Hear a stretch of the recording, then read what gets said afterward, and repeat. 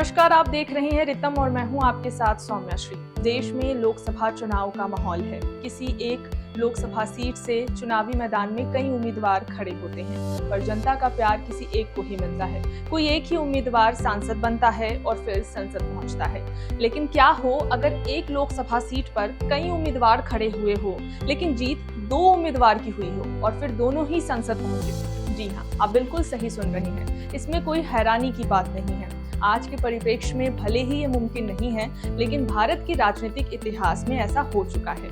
आप देख रहे हैं किस्सा लोकतंत्र का, और आज के इस एपिसोड में हम बात करेंगे उस दौर की जब एक सीट से दो उम्मीदवार संसद पहुंचते थे। ये बात है भारत के आजादी के बाद की। 1947 में जब देश आजाद हुआ था, तो उसके बाद हुए दो लोकसभा चुनाव में कुछ ऐसे सीट थे जहां से दो सांसद चुने गए थे। एक रिपोर्ट के मुताबिक 20% सीटों पर जनता एक नहीं बल्कि दो सांसद को चुनती थी। 1951 और 52 में देश का पहला लोकसभा चुनाव हुआ था। तब भारत में 26 राज्य थे और कुल 400 लोकसभा सीट थी। इन 400 सीटों में 314 सीट पर एक सांसद चुने गए थे, जबकि 86 लोकसभा सीटों पर दो सांसद चुने गए थे। एक सांसद सामान्य वर्ग से आता था और एक अनुसूचित जाति वर्ग से। आपको बता दें कि साल 1951-52 के आम चुनावों के दौरान बहु सांसदों की व्यवस्था सबसे अधिक उत्तर प्रदेश, बिहार, मद्रास और मुंबई में था। यहीं से अधिक संख्या में दो सांसद एक सीट से संसद पहुंचे थे। एक रिपोर्ट के मुताबिक यूपी से कुल 17, बिहार से 11, मद्रास से 13 और मुंबई से 8 लोकसभा सीट पर दो सांसद चयनित हुए थे। वहीं बहु सांसदों को चयन करने की व्यवस्था 1957 के लोकसभा चुनाव में भी लागू थी। 1957 में 296 लोकसभा सीटों पर एक सांसद चुने गए थे, जबकि 91 सीटों पर दो सांसदों का चयन हुआ था। फिर साल 1961 में एक कानून लाकर इस व्यवस्था को समाप्त कर दिया गया। 1962 लोकसभा चुनाव में एक सीट से एक ही सांसद चुने जाने लगे। हालांकि 1962 लोकसभा चुनाव में एससी और एसटी समुदाय के लोगों के लिए सीटें आरक्षित की गई थी। जानकारी के मुताबिक इस चुनाव में 385 सीट पर सामान्य, 79 सीट पर एससी और 30 सीटों पर एसटी के प्रत्याशी चुनावी मैदान में उतरे थे।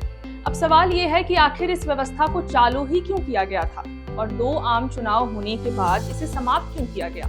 आपको बता दें कि तब के समय में दलित और आदिवासी लोगों की राजनीति में हिस्सेदारी बढ़ाने के लिए ये कदम उठाया गया था। जिन सीटों पर दो सांसद चुने जाते थे, वहां की आम जनता भी मतदान के दौरान दो वोट डालती थी। यहाँ ध्यान देने वाली बात यह है कि आम जनता अपना दोनों ही वोट किसी एक उम्मीदवार को नहीं दे सकती थी।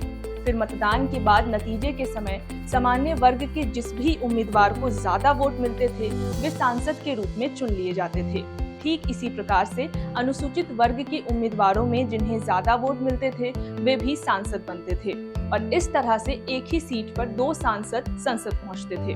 मालूम हो कि इन सब के बीच एक लोकसभा सीट ऐसा भी था जहां एक नहीं, दो नहीं बल्कि 3 सांसद चुने गए थे। पश्चिम बंगाल के नॉर्थ बंगाल सीट से 3 सांसद संसद पहुंचे थे। आपको बता दें कि इस व्यवस्था को लेकर विवाद तब शुरू हुआ जब पंजाब की नवाशहर सीट पर सबसे ज्यादा वोट मिले दो सांसदों की जीत नहीं मानी गई, जबकि इस सीट पर पहले और तीसरे नंबर के उम्मीदवार को विजयी घोषित किया गया। पहले नंबर पर सामान्य वर्ग के उम्मीदवार थे, जबकि तीसरे नंबर पर आदिवासी वर्ग के उम्मीदवार थे, जिन्हें सबसे ज्यादा वोट मिले थे। लेकिन दूसरे नंबर पर थे दिलीप सिंह। वे भी सामान्य वर्ग से आते थे, लेकिन उनकी जीत न होकर तीसरे नंबर पर रहे आदिवासी वर्ग के उम्मीदवार को विजयी घोषित किया गया, जिसके बाद से इस व्यवस्था पर विवाद छिड़ गया। फिर साल 1961 में इस व्यवस्था को ही समाप्त कर दिया गया। आज के इस एपिसोड में बस इतना ही। ऐसे ही राजनीतिक किस्से, कहानियां जानने के लिए देखते रहें किस्सा लोकतंत्र का। धन्यवाद।